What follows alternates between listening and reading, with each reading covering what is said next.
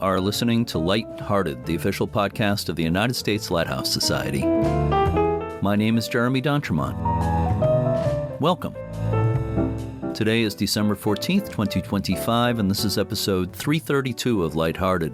Last time I said that this episode would be about Fairport Harbor Lighthouse in Ohio.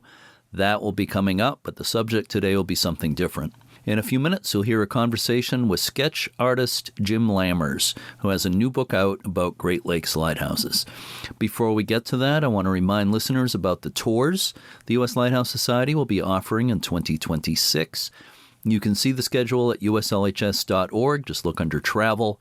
There will be 3 international tours to England in the spring, Norway in August, and then 3 South American countries on a tour in the late fall. The domestic tours include Alaska in June and Upper Michigan in July. And from June 6th to 13th, there will be a Down East Maine tour led by Tina Hans. I will be on that tour as the historian. I think we have a really exciting itinerary. I'm very much looking forward to it. You can see what we have planned on the website. We haven't nailed down everything 100%. There might be even more than what you see on the website. I hope some of our listeners might come along on the tour.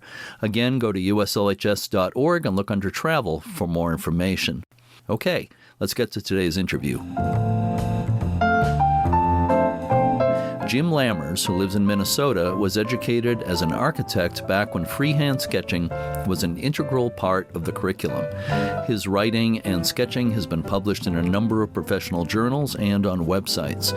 His drawings have been exhibited at several galleries, and his books include Capture the Moment, An Architect's Guide to Travel Sketching, and Barns of the St. Croix Valley, An Architect's Sketchbook.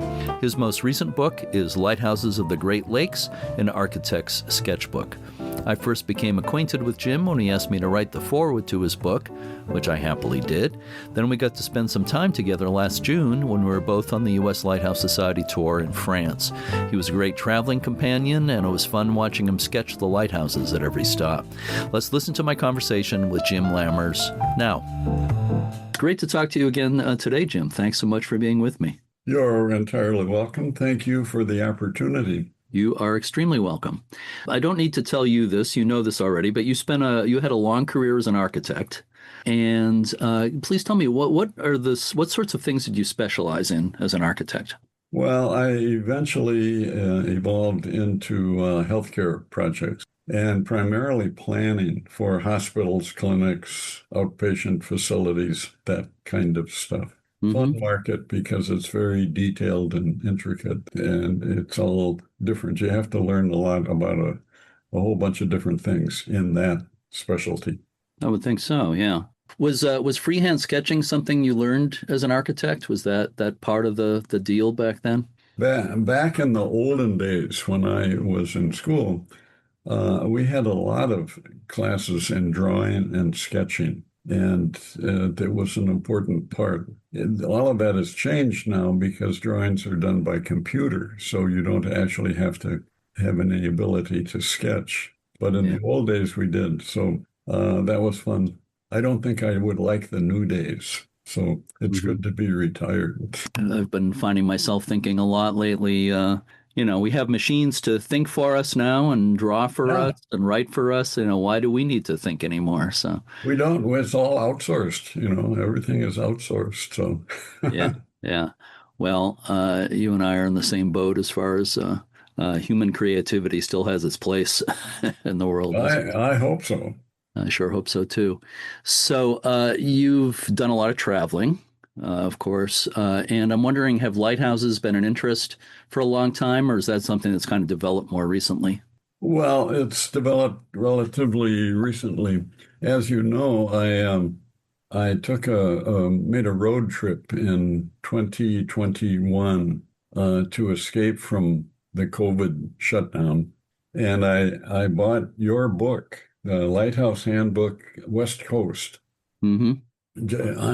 Kind of a fluke. I mean, it seemed like a good thing to buy. And so heading down from Seattle down to San Diego, I tried to find lighthouses and sketch them. And it gave a purpose to the trip because rather than driving along and saying, wow, isn't that ocean lovely?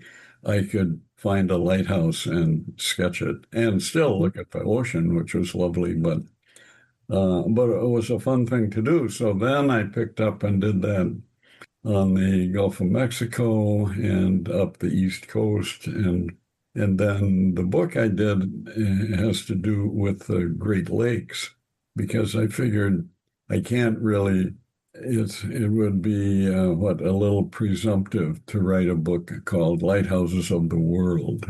I have a publisher who's wanted me to do that, but I've resisted. Yeah. So it's funny you mentioned the West Coast book and how you traveled from Seattle to San Diego. I did exactly the opposite when I first was working on that book. I flew out to San Diego, rented a little Toyota Yaris, and drove up to Seattle in a month and went from lighthouse to lighthouse. And I was thinking how it's interesting, the lighthouses obviously were built for navigation, so mariners would kind of travel from lighthouse to lighthouse. And we're doing the same thing in our cars or buses or whatever these days. We're navigating on land from lighthouse to lighthouse. So I've seen you sketch in person, so I know a little bit about it, but what is your medium you use for your sketches? Well, for traveling, for any kind of sketch that I'm doing nowadays, but particularly for traveling, I take a small sketchbook that's 5 inches by 7 inches and a pencil or two. And so I start out with the pencil outline of what I'm doing, and then I take out a micron pen and draw over the pencil lines and correct them. And then I take out dozens of Prismacolor pencils and add the color, which of course is the fun part of doing the sketch. And in doing the sketch, especially the color part, it puts me into my right brain. And because my left brain can't keep up, I'm working too fast. It's a wonderful place to be, and I don't need to think about sketching really. I can just do it. Yeah, yeah. Well, I was always impressed by how you were always on the ready with your pencils in your pocket inside your jacket.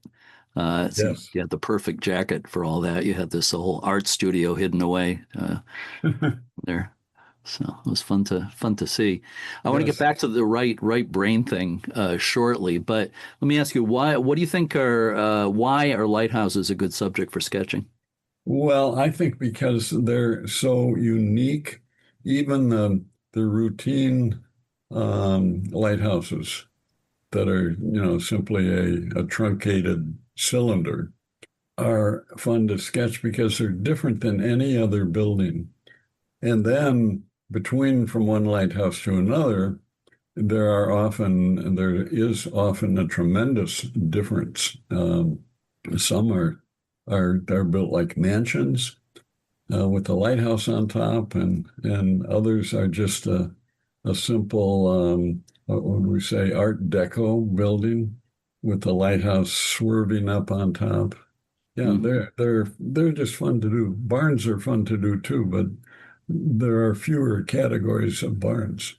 Your first U.S. Lighthouse Society tour is the one you did in June, right, in France? Is Yeah, that? yes, it is. Yeah, yeah.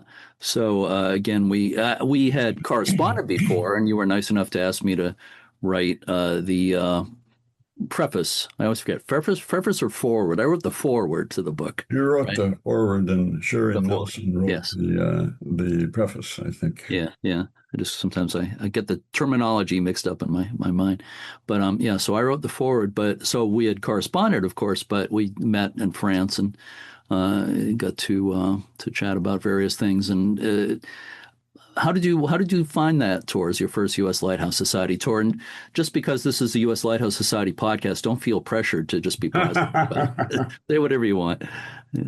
No, I thought it was a wonderful tour. I mean, I'm not a tour kind of person. I really don't like tours, but I took a chance and signed up for it, and I thought it was really good. There weren't many people on it, which was made Yeah. it easier. If there'd been, 100 people, well, then there's a lot of waiting for people to show up at the bus and things like that. But in this case, there wasn't. The people were all congenial.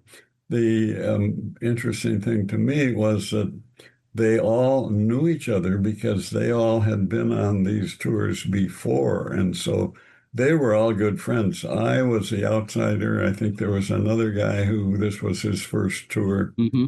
He was the outsider also. But we quickly made friends with people, and it was a fun tour. Yeah, the lighthouse people are good people. And you only got left behind once, as I remember. Yes, Jose and I got left behind in, I can't remember the city, Biarritz. It was in Biarritz, right? Barrett's, and we were across the street from the hotel, which is right on the edge of the beach, much higher than the beach. There's a railing there, and we were looking at the ocean. And we had loaded our gear onto the bus already, and instead of waiting for all of the stuff getting stowed away, Yeah. we walked across the street and looked at the ocean, and then the bus pulled out. Yeah. I'll tell you, I And thought, yeah, I thought Marge and Wanda, our tour leaders, were going to die laughing. well, and we figured that you'd come back for us. After a while, you would figure out that we were missing and you would come back. But it was all a hoax in any Yeah. event Well, I because, believe we circled past you one more time and passed you again and made you think we were leaving you again before we yes, came we back. thought you were coming back, but in fact, you didn't stop Yeah. and you went on by. So we thought, well, it's a nice place to spend time, except we don't have our luggage with us. So, Right. Yeah. The bus driver, Stefan, was also dying of laughter during that oh, whole, yeah. whole thing. So. Yes, he was a good driver. Yeah, and as you might remember, I put together a little video of that whole tour. It's on YouTube. So if people want to, the moment where we drive past you the second time, it would leave you in our dust. That's in the video. So if people want to see that, go to the USLHS YouTube channel and look for the France tour.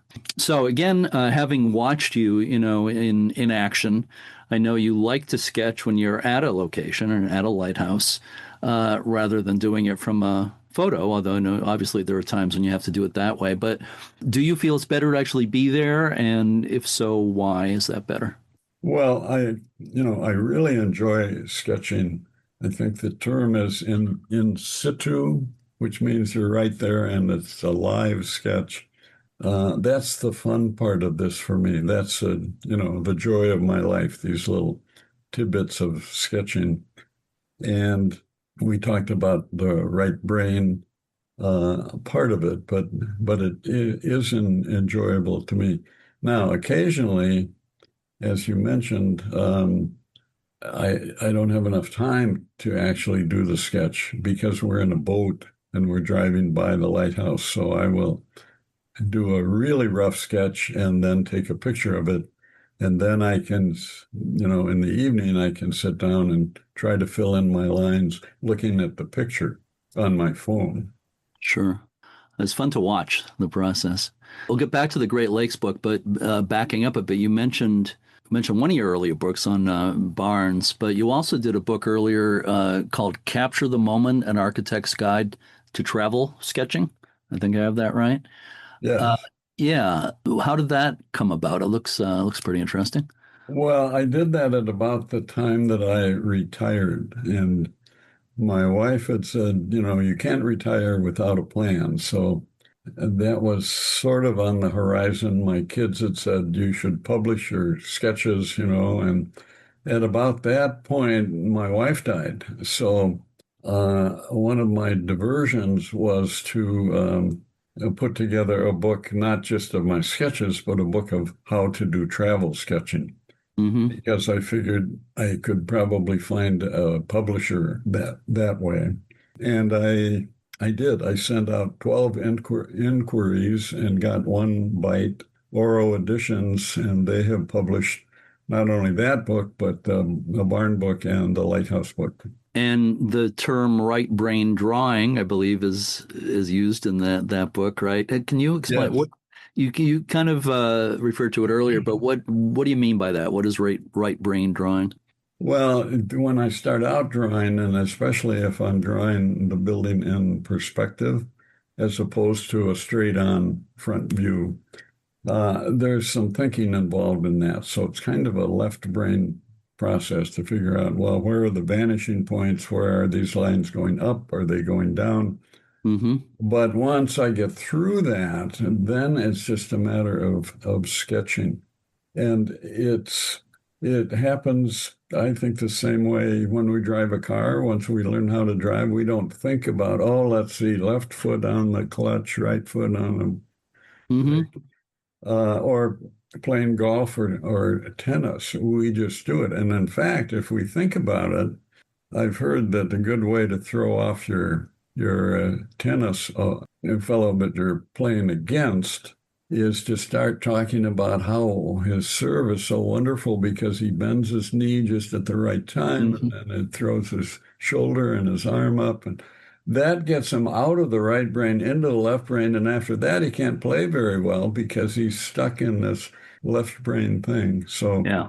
Yeah. so the right brain is good. We need our left brain occasionally if we're going to balance our checkbook or if, we want to do detailed things, but the right brain is much more fun. What you were just saying about, applying it to sports made me think of the famous Yogi Berra quote, how can you think and hit at the same time? Yes. Basically, yeah, you start thinking too much, it throws it all off. Whether you're shooting free throws or uh, pitching in baseball, Yeah. whatever it might be. Yeah, yeah. So again, then you did Barnes of the Saint Croix. Do you say Saint Croix or do you say the French pronunciation Saint Croix? How do you pronounce it? We do the Midwest pronunciation, so we say St. Croix. That's what I thought. Yeah. So Barnes of the St. Croix Valley, an architect's sketchbook, and Barnes. I love Barnes. I mean, I think a lot of people who are into lighthouses are also into things like Barnes and covered bridges are a great visual subject. Are Barnes a longtime interest of yours? Well, they were. I did that during COVID, and I couldn't do much travel sketching. I didn't Right. want to travel outside of the country because it's so difficult getting in and out. So I looked around and decided I should sketch barns. And where I live, we have a whole bunch of barns. Mm-hmm. And the barns, like lighthouses, are sort of the keepers of history. And you can look at an old barn and you can figure out when it was built and how farming worked when it was built. And they're a wonderful thing to sketch. I grew up in the city, so I really didn't know anything about farming. So I got to do a lot of research into how farming changed from the mid 1800s to the mid 1900s, and it was a tremendous revolution. And the barns, of course, that we see around today aren't really functional anymore. I mean, they used to store loose cut hay in the haymow, and the cows used to be milked on the bottom floor. And all of that is different now. Farming is specialized. The family farm is different than it used to be. And learning about the history was fun. I guess at heart, I'm a historian. A visual historian. Yeah. Yes. I love that. You said barns and lighthouses are keepers of history. That's a nice way to put it. Buildings, buildings in general have so many stories to tell Yeah. about our. Back to the Great Lakes Lighthouse book. What would you say was most enjoyable for you? What did you like best about putting that book together? Well, the sketching would be first, I suppose, but Mhm. then the traveling would be second because what I really did was to take the sketches and kind of cement them together using a travelogue. The traveling was fun to do, and occasionally I'd meet other lighthouse enthusiasts some were even sketching, which is remarkable. Mostly they were taking pictures and climbing to the top if they could. So that part was fun, putting the book together, putting the stories together, and putting the sketches into the book. That was all fun. And then, as you know, because you've written a lot of books, it begins to be more tedious. And suddenly you have to work with a copy editor who wants to put in commas or take out commas. Yeah. And then you work with a graphic designer who, in my case, was terrific because he put together the covers and the layout in ways that I wouldn't have done, ways that I wouldn't have used. Architects tend to think that actually they can do anything and everything, and that's a dangerous thing to think, because there are other people who can do things better. And in my case, it was James Monroe who did my layouts, and it isn't that part was unpleasant. It just wasn't as much fun as the first part. Well, I totally understand what you're saying, and I was going to compliment you on the look of the books. I think is really nice, clean look, very easy on the eyes. The whole thing. My tip of the hat to your designer you worked with on those as well. Thank you. I happen to know, little birdie told me that you're actually working on another lighthouse related book. Oh, yes, I am. Yeah, are you ready to tell the world at large about that? What that book is? It is almost ready to be published. James Monroe redid the cover and did a little bit of the interior, but what I've done is a coloring book. So it's a coloring book. I call it an architect's coloring book for grown-ups and kids too. I've taken the 28 tallest lighthouses in the world and done a rough drawing of them, of each of them, and then added a caption, with one exception, with the exception of Hatteras. They are all none of them are in the United States, just one. And in the US, it's easy to get some information on a lighthouse because I can go to Lighthouse Friends, and who is that? Craig Anderson? Yep. Craig Anderson has this beautiful description of the lighthouse, how it was built, how big it is, what went on in the lighthouse, were there ghosts, is it haunted, were there murders, all of that stuff is in his on his website. But other countries, it's harder to get information. And, the basics are there, when the first one was built and the second one and the third one. But to get interesting things, it's hard. And I have to confess, I did not make anything up. I could have probably, because who would know? But I think you should come up with some new ghost stories. Those are always good stories. So this book is almost on the market.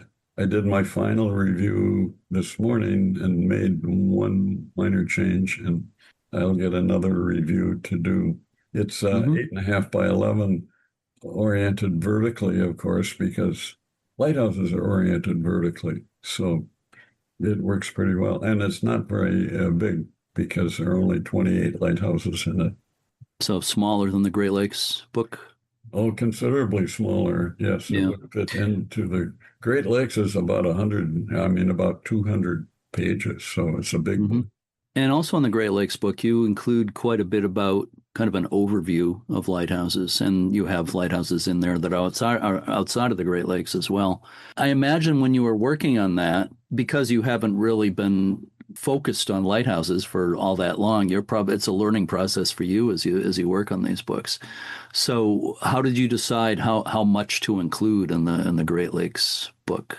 Well, it was difficult at first because of my West Coast road trip. I didn't really know anything at all about lighthouses. I mean, I knew that they had a light and that they were tall, but I didn't know all of the workings. I didn't know anything about the lighthouse service. So, like the barn book, this was a learning process, and I would discover that the lighthouse was on the National Register, and that it had been transferred to a local historical society. And I thought, wow, that's great. But then I learned that, well, in order for it to be transferred, it has to be on the National Register, I believe, as part of the act that can get lighthouses conveyed to private owners or to nonprofits, primarily nonprofits. Yeah, that's correct. They'd have to be on the register before they go through that process. Yeah.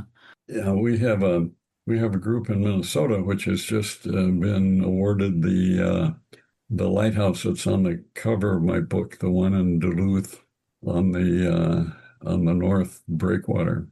And Hmm. they've done a historical study so they know what's what, and they're in the process now of refurbishing it and also seeking funds so that they can refurbish it. Yeah, I saw that lighthouse. I was there about 2, 3 years ago now. Yeah, on a really rough day. I felt like I was looking at big waves on the ocean. It was pretty incredible. Yeah. Well, I spoke with them this morning. They've had one wedding already at the lighthouse. I Hmm. mean, the inside is not open at all. So, Right. and the outside is a little scruffy, but it'll be fixed up soon. There's a museum right there, isn't there? There's Yes, two other lighthouses close by, and there's also a maritime museum right there. yes, big maritime museum. Yeah, yeah. Interesting place for lighthouse buffs to visit for sure. And not too far from Split Rock Lighthouse, one of the great lighthouses in the country. Oh, yes, one of my favorites, of course.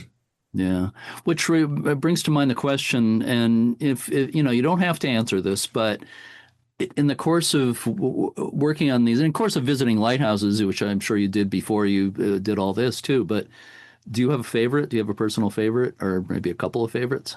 Well, people ask me that, and it's difficult to answer. Split Rock is a favorite. The Duluth Lighthouse is a favorite. Big Bay, Big Bay Light, Big Bay Point in Michigan, Big the Bay Upper Point, Peninsula. Big Bay Point on the south shore of Lake Superior is a favorite too, but that's kind of a favorite because of the story that goes along with it, discovering the place where Anatomy of a Murder, the book and the movie took Yeah, place. And Nick Korsted, who's the owner of that, yeah, and he fixes a wonderful breakfast. And yeah. Big Bay has a population of about, I don't know, 75 people, I think. And If that, yeah. it's Not too not a far big from place. Marquette. A little, yeah. Marquette's a substantial community, but it's, Yeah. yeah, But to get to Big Bay, it's a one-way drive to Big Bay, and then you drive the same road for another, 25 miles back to Marquette. But that's a nice one. The lighthouses on the south shore of Lake Ontario, those are really, really special, I think, and Lake Erie as well. They were hmm they were put up a long time ago, and when maybe there was more money in the budget, I don't know, but cool place. yeah, yeah. I just spent a few days on Lake Erie just 6 weeks or so ago, along the south shore of Lake Erie. Some great lighthouses along there. So let me ask you, if someone came to you and said, "I love to draw, I love lighthouses, but I tried drawing them, painting them, whatever, and I'm not happy with how they look. So, I probably won't do it anymore." But what would you say to somebody like that? Any words of encouragement? And I'm saying that as somebody who has always liked to draw myself, but I'm a little bit that way. Like I don't have the patience with myself. Yeah. Well, I teach a class at Marine, which is a town just south of me on the St. Croix River. Hmm. Teach a class in called, I think we call it Capture the Moment Travel Sketching. Anyone can draw. That's part of the subtitle. Hmm. And what I say to people, because a lot of people sign up for that and they say, well, I took some drawing in high school, but I haven't done anything since, or I would like to draw, but I can't draw a straight line. So I say anybody can draw. But then I asked the people in the class, how many of you took piano? And then the hand will go up and I'll say, what's the most important part? And they would say, practice.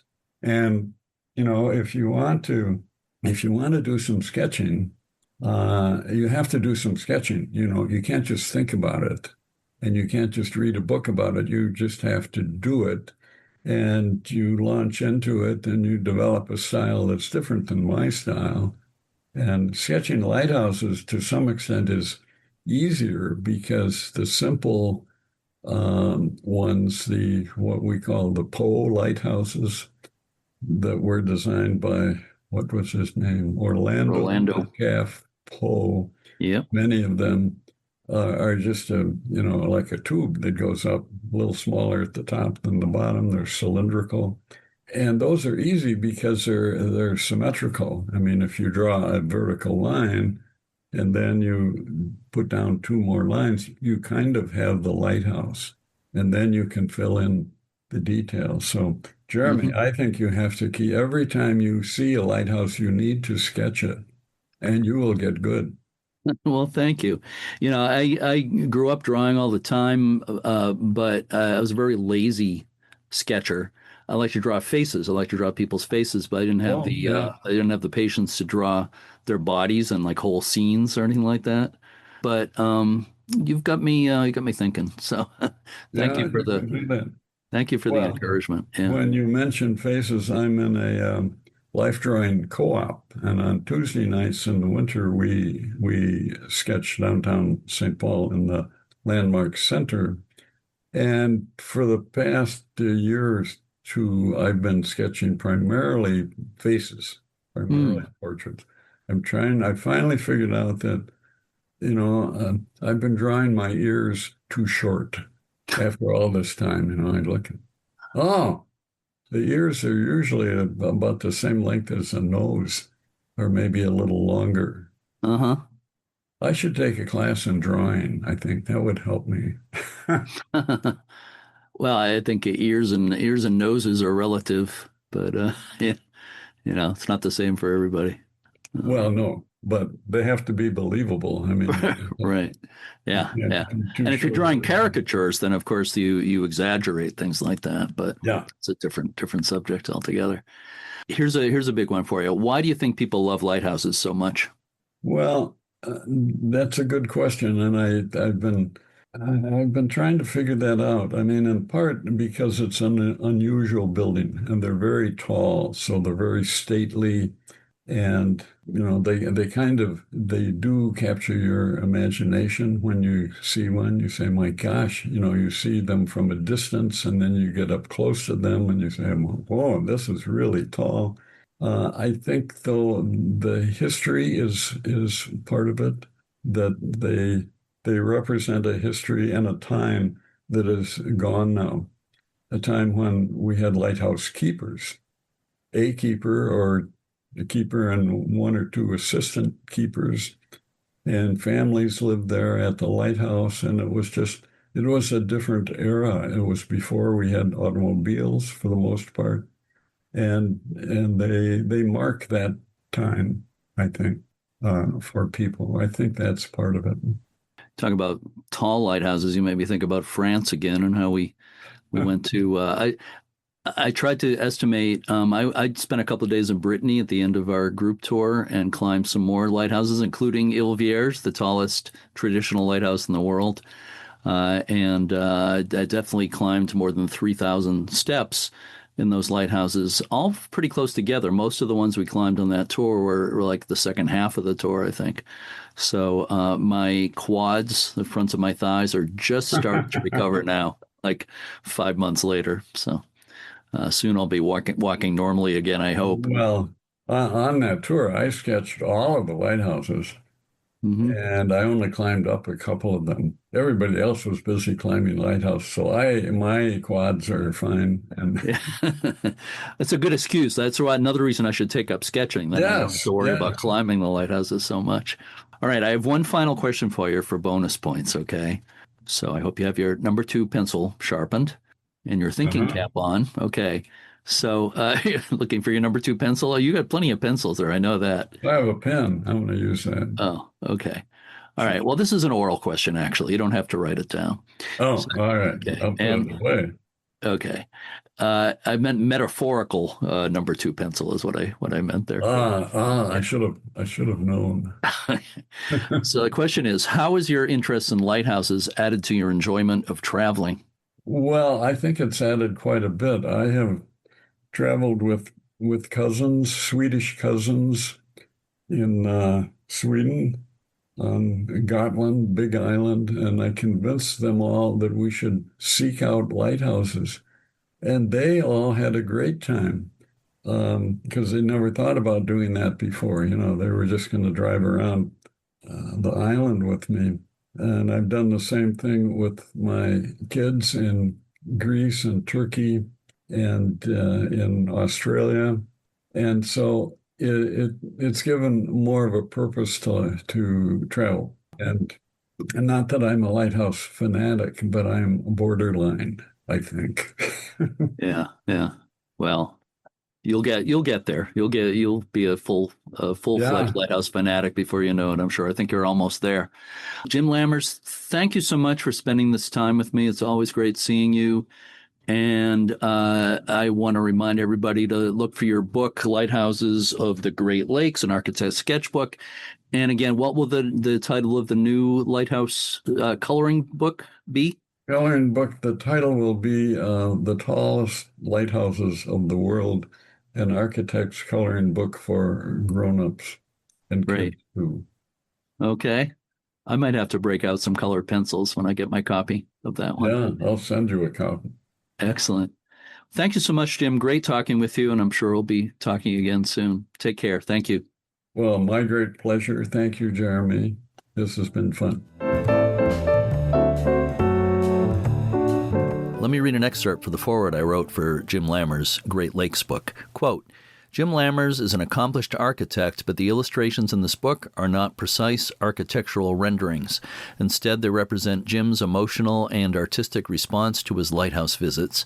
The depictions are roughly accurate in their dimensions and details, but they also have a personal, slightly whimsical quality. The sketches are Jim's way of interpreting these scenes and communicating the experience to us, unquote. And that's what really makes Jim's books special.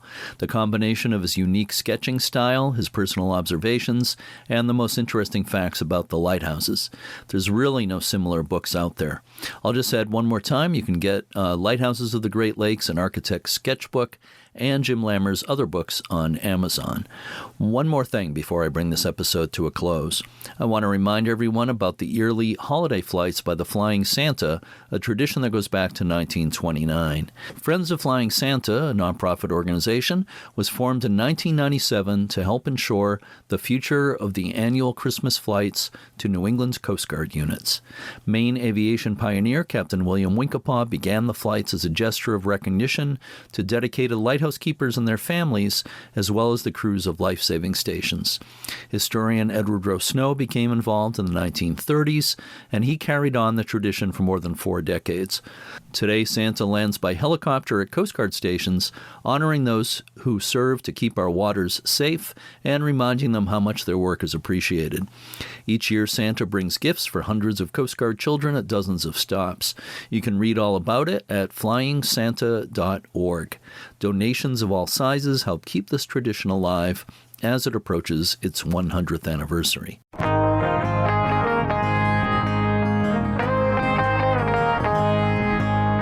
Please remember to check out uslhs.org to learn more about everything the U.S. Lighthouse Society has to offer, including preservation grants, the research catalog, the quarterly journal, and so much more. Donations and memberships help to support this podcast. We will be back with a Lighthearted Light episode next week and an all-new episode in 2 weeks. Until then, to all our regular listeners and our new ones, thank you so much for listening and keep a good light. I'm gonna let it shine.